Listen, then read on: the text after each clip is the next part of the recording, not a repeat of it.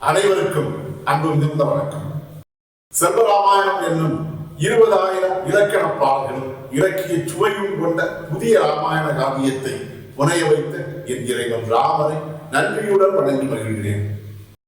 செல்வராமாயணம் பருவம் 3 அயோத்தி பருவம், காலம் 8 பரதன் காலம். பரத சகோதரரின் கண்ணீரை பார்த்த மக்கள் அவர்களுடைய துன்பம் தீரும் நாளே நாட்டிற்கும் விடிவு நாள் என்று நினைத்தார். பாடல் 995.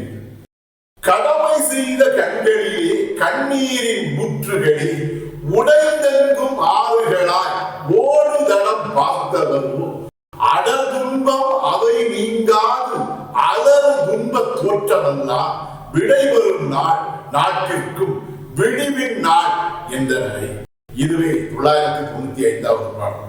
இந்த பாடலுக்கான விளக்கத்தை காண்போம். கடமை செய்த கண்களிலே கண்ணீரின் ஊற்றுகளில் என்கிற முதல் வரிக்கான விளக்கம். தம்முடைய தந்தையாகிய தயரத மன்னருக்கு ஈமச்சடங்கை செய்து முடித்த அந்த சகோதரராகிய பரதன் சத்ருக்கன் ஆகியோருடைய கண்களிலே தாம் கொண்ட துன்பம் தீராமல் கண்ணீரின் ஊற்றுகளானது நீரூற்றுகளை போல பொங்கி எழுந்து தொடர்ந்து பாய்ந்து கொண்டிருந்ததா உடைந்தெங்கும் ஆறுகளாய் ஓடுதளம் பார்த்தவரும்.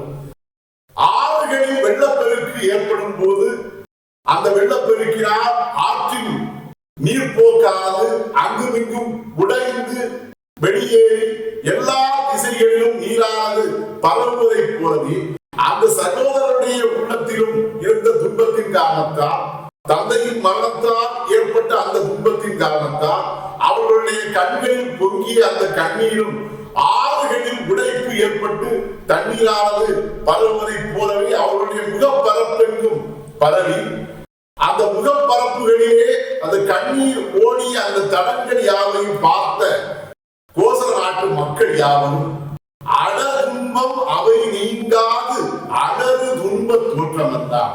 அந்த சகோதரருடைய உள்ளத்திலே அடர்த்தியாக மிகுந்திருந்த அந்த துன்பமானது நீங்கிவிடாமல் அவர்களுடைய உள்ளம் அலறக்கூடிய அந்த அலறலால் ஏற்படக்கூடிய அந்த கண்ணீர் உருவாகக்கூடிய அந்த கண்ணீர் தோற்றம் யாவும் விடை வரும் நாள் நாட்டிற்கும் விடிவின் நாள் என்றனரை. முழுமையாக விடைபெற்று அந்த கண்ணீர் யாவும் நீங்கும் நாளே கோசல நாட்டிற்கும் விடிவு நாள் என்று அவர்கள் எண்ணினர். இதுவே 995வது பாடலுக்கான விளக்கம். செல்வராமாயணத்தின் 996வது பாடல் மற்றும் அதன் விளக்கம் ஆகியவற்றை அடுத்த பகுதியில் காண்போம்.